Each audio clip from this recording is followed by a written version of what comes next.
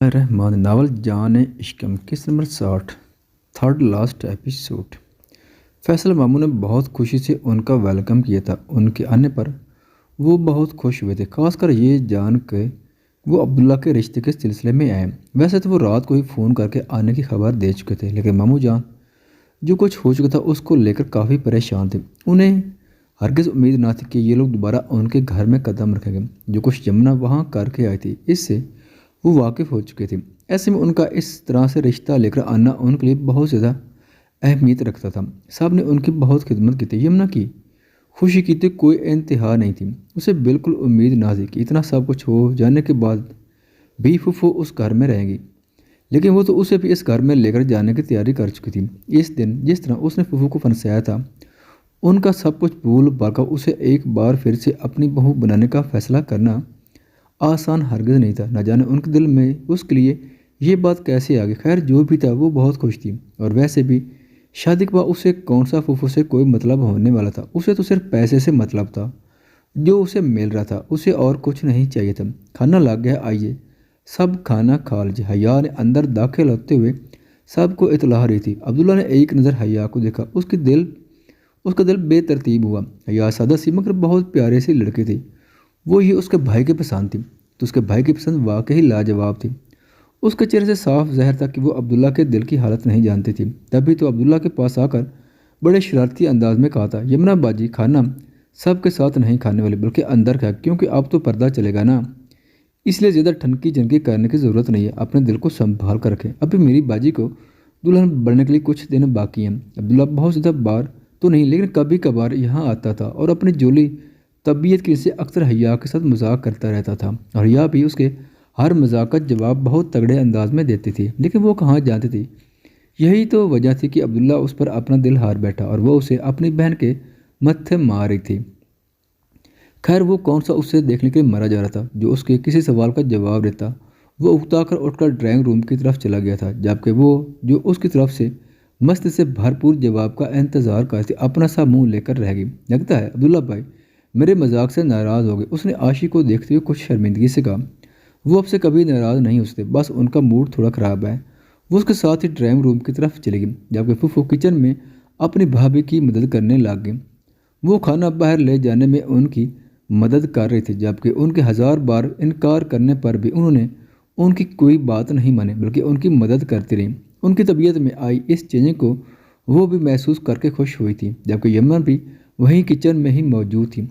अपनी माँ के बाहर जाते ही उसने फूफू के हाथ थाम लिए थे। फूफू मुझे यकीन नहीं आ रहा, आपने मुझे माफ़ कर दिया। इस दिन मैं बहुत ज़्यादा डर गई थी फूफू, मुझे लगा कि मैं फंस जाऊंगी, इसलिए मेरे मुंह में जो कुछ है मैं बोल गई। आप प्लीज़ वो सारी बातें अपने दिल से निकाल कर मुझे माफ़ कर दीजिए, मैं आइंदा ऐसा नहीं करूँगी। खैर मैं आपकी बहुत शुक्रगुजार हूँ कि इतना सब कुछ होने के बावजूद भी आप रिश्ता लेकर यहाँ आ गए। वो बहुत खुशी से उनके हाथ थाम कर उन्हें बोल रही थी, जबकि चाची बेगम ने कुछ नहीं कहा, बस मुस्कुरा कर अपना हाथ छुड़वा लिया और किचन से बाहर निकल गई। खाना बहुत खुशगवार माहौल में खाया गया था। अब्दुल्ला और आशिक के अलावा सभी खुश थे। मुकर्रश और जरावा को तो समझ ही नहीं आ रहा था कि आखिर चल क्या रहा है। वो दोनों इतने खामोश और उदास क्यों लग रहे हैं। उसने 2-3 बार आशी से पूछा भी, लेकिन उसने नफ़ी में सर हिलाकर कुछ भी न होने का कह दिया। जबकि शनावर तो 2-3 बार कह चुका था कि उन दोनों बहन भाई में कोई ना कोई खिचड़ी ज़रूर पक रही है, और सब ने यही सोचा था कि वो घर जाकर उस बात की वजह जानने की कोशिश करेंगे। यहाँ अब्दुल्ला की शादी की बात चल रही थी और वो मुंह लटका कर बैठा हुआ था। दादा जान भी काफ़ी परेशान थे। वो तो अपनी तरफ से अब्दुल्ला की सबसे बड़ी ख्वाहिश को पूरा करने वाले थे। अब मैं ज़रा अपनी बेटी को अंगूठी पहनाने की रस्म कर लूँ। खाना खाने के बाद चाची बेगम ने मुस्कुराते हुए अपने भाई से इजाज़त मांगी थी, जिस पर उन्होंने नाम मांगू से उन्हें इजाज़त दे दी। अब्दुल्ला की जान हवा होती, उसे समझ नहीं आ रहा था वो ये सारी चीज़ें कैसे रोके, जबकि आशी का भी कुछ ऐसा ही हाल था। वो अंगूठी लेकर यमुना की तरफ बढ़ती और यमुना खुशी से अपना हाथ सामने कर चुकी थी। उसके सारे ख्वाब पूरे होने जा रहे थे। वो जो चाहती थी उसे मिलना जा रहा था। एक अमीर कबीर खानदान में उसकी शादी होने वाली थी। वो अपने ख्वाबों की दुनिया में जी रही थी, जब अचानक ही फूफू ने उसका हाथ थामने के बजाय पीछे खड़ी हया का हाथ थामा, जो हमेशा की तरह बहुत ही सादगी से उसके पीछे खड़ी थी। उसका हाथ थामते हुए उन्होंने अगले ही लम्हे वो हीरे की अंगूठी उसके हाथ में पहना दी। वहाँ खड़े तकरीबन सब लोग ही शाकड़ थे। किसी को समझ नहीं आता ये अचानक हुआ क्या है कि सबसे ज़्यादा परेशान तो हया के माँ बाप थे। अरे आप सब लोग اتنے حیران کیوں ہو رہے ہیں؟ اچانک صاحب کے چہرے پر چھا جانے والی حیرانی کو دیکھ کر مسکرا کر پوچھنے لگی، بہو ہم تو یہاں میرے خیال میں دادا جان کچھ بولنا چاہ نہیں بابا جان، میں یہ اپنی بھتیجی حیا کے رشتے کے لیے آئی تھی کیونکہ میں نے اپنے عبداللہ کی آنکھوں میں اس کے لیے بادشاہت دیکھی ہے۔ اب میں اپنے بیٹے کی پسند بھی نہ جان سکوں تو پھر میں کیسی ماں ہوں؟ آئی ایم سوری بھائی جان، میں نے آپ کو اس بارے میں بتایا نہیں، کیونکہ اگر میں آپ کو بتا رہی تھی کہ میں آپ کی کون سی بیٹی کا رشتہ لینے آپ کے گھر آ رہی ہوں تو یقیناً آپ حیا کو اس طرح سب کے سامنے نہ لاتے، لیکن میری حیا مجھے ہر روپ میں اچھی لگتی ہے، اس لیے میں چاہتی ہوں کہ وہ سب گھر والوں کے سامنے ویسے ہی آئے جیسے وہ ہے۔ اب آپ لوگ بتائیں میرے بیٹے کے لیے آپ اپنی بیٹی کا رشتہ دینا ہے یا نہیں؟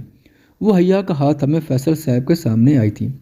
فیصل صاحب نے مسکرا کر اس بات میں سر ہلاتے ہوئے حیا کے ماتھے پر اپنے لب رکھ کر اسے دعائیں دی تھی، میری دونوں بیٹیاں تمہاری ہیں، مجھ سے زیادہ ان پر تمہارا حق ہے، مجھے بھلا کیا اعتراض ہو سکتا ہے؟ فیصل صاحب نے مسکراتے ہوئے اپنی بیٹی کو سینے سے لگایا تھا، جبکہ حیا کا ہاتھ اپنے آپ ہی منہ میں چلا گیا تھا۔ وہ کب سے اپنے ناخن توڑے جا رہی تھی، یہ اس کے ساتھ ہوا کیا تھا؟ کہاں وہ عبداللہ کو یمنا کے نام پر تانگ کرتے اور یہاں وہی بلی کا بکرا بن گئی۔ انیش نے مسکراتے ہوئے اسے اپنے سینے سے لگایا اور اس کا ہاتھ کے منہ سے نکال کر اپنے ہاتھ میں تھام لیا۔ میرے بھائی کو یہ حرکت سخت ناپسند ہے، وہ کب سے تمہیں گھورے جا رہا ہے، چھوٹی بچی ہو کہ کیوں نخن کھا رہی ہو؟ اس نے ہنستے ہوئے اس سے کہا تھا، وہ جب میں کنفیوز ہوتی ہوں تو میرا ہاتھ اپنے آپ میرے منہ میں آ جاتا ہے، وہ میں ناخن نہیں کھاتی صرف توڑتی ہوں، سچی دیکھو۔ اس نے کسی اسکول کے بچے کی طرح اپنے ناخن اپنے ہونے والی نیند کو چیک کروائے تھے، جن کی حالت دیکھ آشی نے سر پکڑ لیے تھے۔ اتنے چھوٹے ناخن وہ کھانے کے قابل تھے ہی کہاں، لیکن پھر بھی ان کے کونے کترے ہوئے تھے۔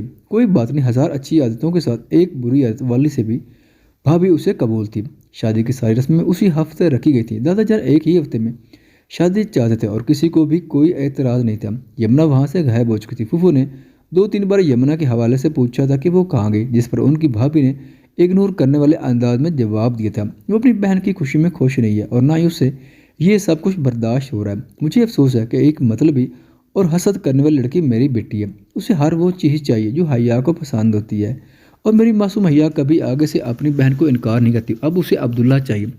صبح تک ہم یہی سمجھ رہے تھے کہ آپ سب لوگ ہیں یمنا کے سلسلے میں اس گھر میں آئے، لیکن اب یہ جان کر کہ آپ یمنا کے لیے نہیں بلکہ حیا کے لیے اس گھر میں آئے تو اس سے یہ بات برداشت نہیں، اس لیے سب کچھ چھوڑ چھاڑ کر کمرے میں بند ہو گئی ہے۔ ہر چیز میں ضد کرنا تو اس کا کام ہے، آپ اس کی فکر نہ کریں۔ اسے یہ بات سمجھنے میں وقت لگا کہ جلن اور حسد میں وہ صرف اپنا آپ برباد کر رہی ہے، اسے اس سے کچھ حاصل نہیں ہوگی۔ جس دن وہ یہ بات سمجھ گئی نا، اس دن وہ سنبھل جائے گی۔ بھابھی ان کے پاس بیٹھی کب سے انہیں یہی سب کچھ بتا رہی تھی۔ یمنا کی سوچ اور ضد اسے برباد کر سکتی تھی، لیکن کچھ لوگ ٹھوکر کھا کر ہی سیکھتے ہیں اور یمنا کو بھی ٹھوکر کھا کر ہی سیکھنا تھا۔ کچھ دن پہلے یمنا کے لیے ایک اچھا رشتہ آیا، فی الحال ہم اس بارے میں کچھ نہیں سوچ رہے تھے، لیکن میرے خیال میں ہمیں اس بارے میں غور کرنا چاہیے۔ وہ لوگ بہت امیر نہیں لیکن بہت نیک گھرانے کے ہیں۔ لڑکا غصے کا ذرا تیز ہے لیکن بہت شریف ہے، بہت بڑی کمپنی میں مینیجر کا کام سنبھالتا ہے۔ وہ انہیں دوسرے رشتے کے بارے میں بتانے لگے تو وہ بھی بہت غور سے اسے سننے لگی۔ وہ ایک بار ان لوگوں سے ملنا چاہتی تھی، جس پر انہوں نے کچھ دن تک اس بارے میں فیصلہ کرنے کے لیے کہا تھا، اور پھر شام ہوتے وہ سب لوگ واپسی کے لیے نکلنے لگے تو سب کو انہیں دروازے پر چھوڑنا آنا پڑا۔ حیا سر جھکائے کب سے اپنے ہاتھوں کو مسل رہی تھی، کبھی کبھی اس کا ہاتھ اس کے منہ میں چلا جاتا تو عبداللہ کے گھورنے پر وہ فوراً اپنا ہاتھ نکال کر چھپا لیتی۔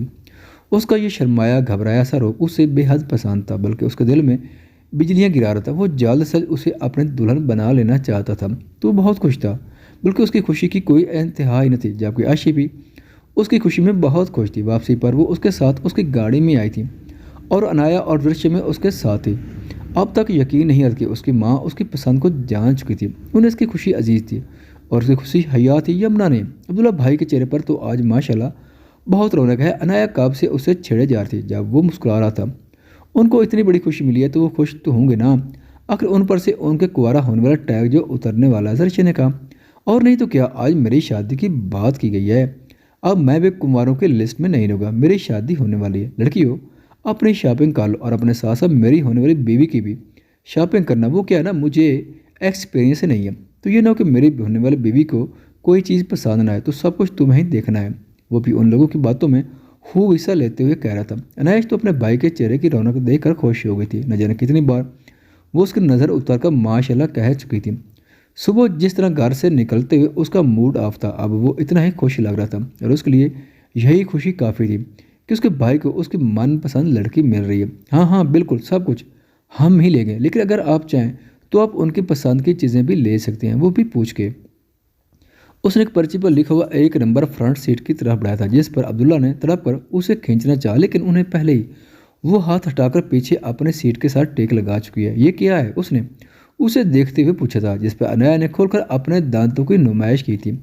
یہ حیا کا نمبر، میں نے سوچا شادی کے دوران اس کی پسند کی شاپنگ کرنے میں اس کی مدد چاہیے ہوگی نا۔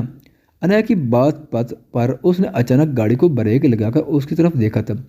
گاڑی چلائیں عبداللہ صاحب، میں بالکل بھی اچھی نہیں ہوں، یہ نمبر آپ کو ہرگز نہیں ملے گا۔ اس نے ہری جھنڈی دکھائی۔ اگر میں تمہیں ابھی 5,000 روپے دے دوں تب بھی نہیں۔ وہ اسے لالچ دینے کی کوشش کی۔ کیا میں آپ کو لالچی لگتی ہوں؟ آپ کو لگتا ہے 5,000 کے لیے میں اپنی ایمانداری بیچ دوں گی؟ نو نیور، میں بہت امانت دار لڑکی ہوں۔ ہاں مگر کم از کم 50,000 روپے کی تو آفر سوچ سکتی ہوں۔ اس نے دان دکھایا۔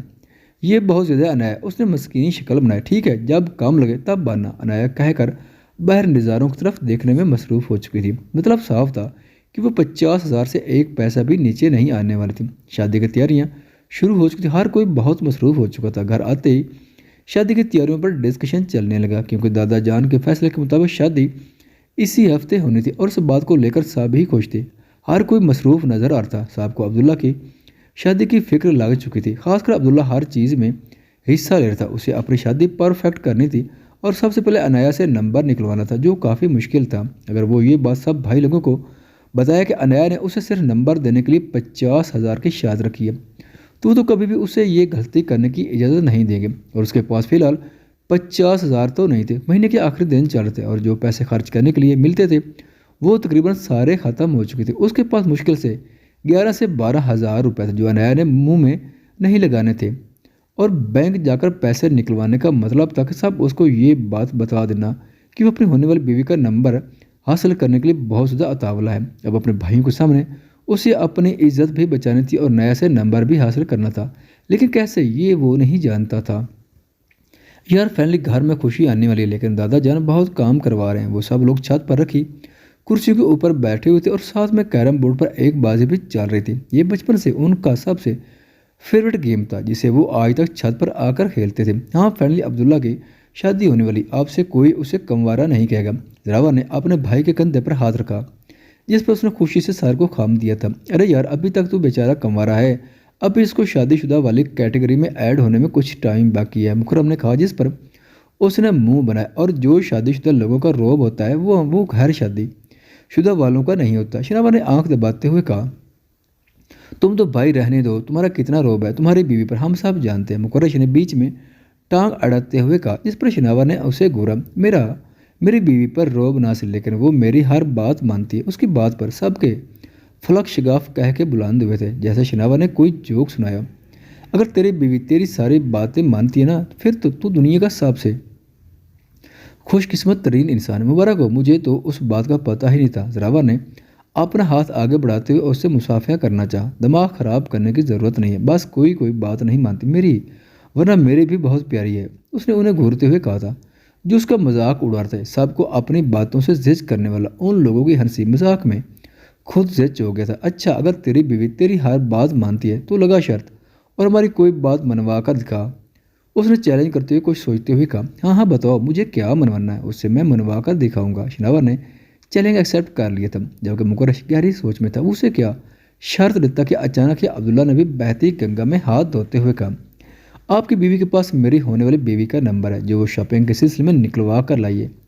اگر آپ وہ نکلوا رہے تو احسان ہوگا آپ کا، وہ دانتوں کی نمائش کرتے ہوئے کہا تھا، جس پر سب نے عبداللہ کو دیکھا۔ کتنا بڑا ہو گیا تھا ان کا کاکا، سب کو اس طرح خود کو دیکھتے پا کر وہ تھوڑا کنفیوز ہوا تھا۔ مجھے کیوں گھورے آپ لوگ، میں تو صرف چیلنج دے رہا ہوں، اس نے بات کو دوسرا روک دیا، جس پر مکرش نے ہنستے ہوئے اس کے کندھے پر ہاتھ مارتے ہوئے شناور کو یہی چیلنج دیا۔ ہاں بس اتنا ہے، آج ہی تمہیں مل جائے گا، نمبر کی فکر مت کرو، بلکہ میں ابھی تمہیں 1 گھنٹے میں نمبر نکلوا کر لیتا ہوں۔ وہ اٹھ کر کھڑا ہو گیا، سب نے اسے ہمت دیتے ہوئے بھیجا تھا، جبکہ شناور نمبر ہر حال میں نکلوانے کا ارادہ رکھتا تھا۔ وہ کمرے میں داخل ہوا تو انایا موبائل فون پر اچھی چیزیں چیک کرتی۔ آخر گھر میں شادی تھی تو وہ بھی پوری کوشش کرتی آپ کو پرفیکٹ بنانے کی۔ سنو بڑے بزی ہو، وہ اچانک ہی اس کے دونوں طرف ہاتھ رکھتا اس کے پیچھے آیا تھا، خود کو اچانک اس کے حصار میں محسوس کرتے عنایا کی نگاہیں اپنے آپ جھک گئی تھی۔